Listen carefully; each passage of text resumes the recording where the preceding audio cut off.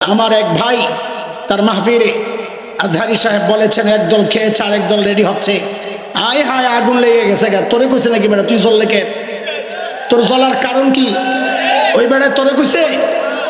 যদি তোরে কইছে তো কথা তো ঠিকই আছে।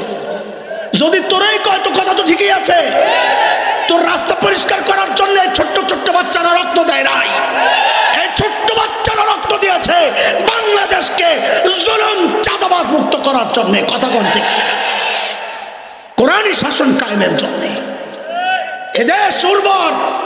কোরআনী শাসন কায়েমের জন্য দেশকে প্রস্তুত করা হচ্ছে।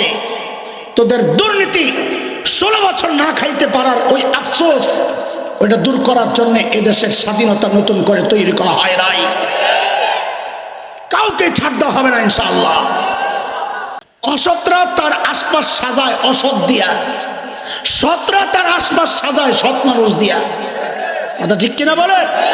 এই জন্য আমরা দেখেছি কেন্দ্রে যখন অসৎ, তো দেখেছি আশপাশের যে মন্ত্রিসভা, যে এমপি, চেয়ারম্যান, মেম্বার, এলাকার পাতি নেতা সব সন্ত্রাসী চাঁদাবাজ দিয়া সাজাইছে।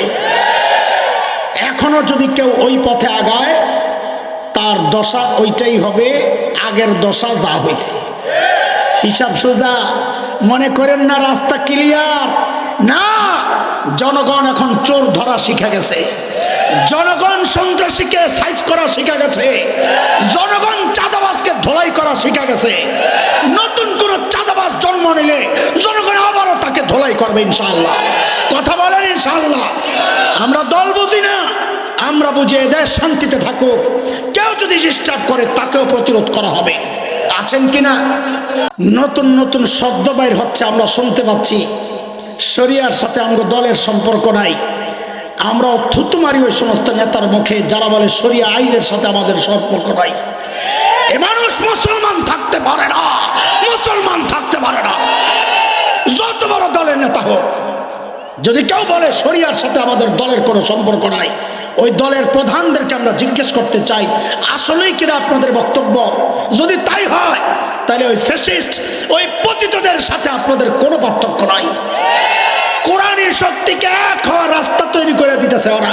আমার মধ্যে একটু গুতাগুতি আছে যে এটি দূর করার রাস্তা তৈরি করে দিচ্ছে। কথা কম ঠিক কিনা? হয় আওয়াজ পাইলে আমার বিরুদ্ধে বলা শুরু করবে। বল বল। জালেমরা একজোট হবে, মজলুমরা একজোট হবে, এটাই স্বাভাবিক। হাসান মাহমুদ সাহেব এখন বলে আমাদের পক্ষেই তো কথা কয়, দেখা যায় ওই দল সরে সরে খালাতো ভাই না, সরে সরে খালাতো ভাই গিরি চলবো না। পাহারাদার সব জায়গা গেছে। কথা কন ঠিক কিনা? চোর যেটাই হোক পিঠা খাইতে রেডি হয়ে যাও। আরে বলেন না, আছেন তো নাকি? না চোরের লগে থাকবে না, চোরের সাথে কোনো সম্পর্ক নাই। চাঁদাবাজ, দুর্নীতিবাজ, সন্ত্রাসীদের সাথে কোনো সম্পর্ক নাই। যারা চাঁদাবাজ মুক্ত বাংলাদেশ উপহার দিবে, সন্ত্রাসী মুক্ত বাংলাদেশ উপহার দিবে, জুলুম নির্যাতন মুক্ত বাংলাদেশ উপহার দিবে, ইসলাম বিদ্বেষী অপশক্তির হাত থেকে যারা এদেশকে রক্ষা করবে, ভারতীয় আধিপত্য বিস্তার থেকে এদেশকে যারা রক্ষা করবে, তারাই সত্যিকার দেশপ্রেমিক, তারাই হচ্ছে দেশ শাসন করার অধিকার রাখে। কথা ঠিক? চিৎকার করে বলেন কথা ঠিক। এদেরকে প্রত্যাখ্যান করতে হবে, সে যে দলেরই হোক। সে যদি হেফাজত ইসলামের হয় প্রত্যাখ্যান, মামুনুল হকের হয় প্রত্যাখ্যান, জামায়াত ইসলামের হয় প্রত্যাখ্যান, সে যাই হোক। যদি আমার দেশকে শান্তির দেশ বানানোর জন্যে, আমার দেশকে সন্ত্রাস মুক্ত বানানোর জন্য যদি কেউ এগিয়ে না আসে, আমরা সবাইকেই বয়কট করবো ইনশাআল্লাহ। ঠিক আছে ইনশাআল্লাহ? ঠিক আছে ইনশাআল্লাহ? ভোট খাওয়াই দেবো তোরে, ভোট খাওয়াই দেবো ইনশাআল্লাহ। ঠিক আছে না? হ্যাঁ, ভোট তো দেই নাই, লাগলে আরো কয়েক বছর দেবো না। ইনুস কাকু আপনি চালাইতে থাকেন, এই ভোট মোট দরকার নাই। খায় মা খায় চান্দাবাজি করবো, সব দরকার কি আজ।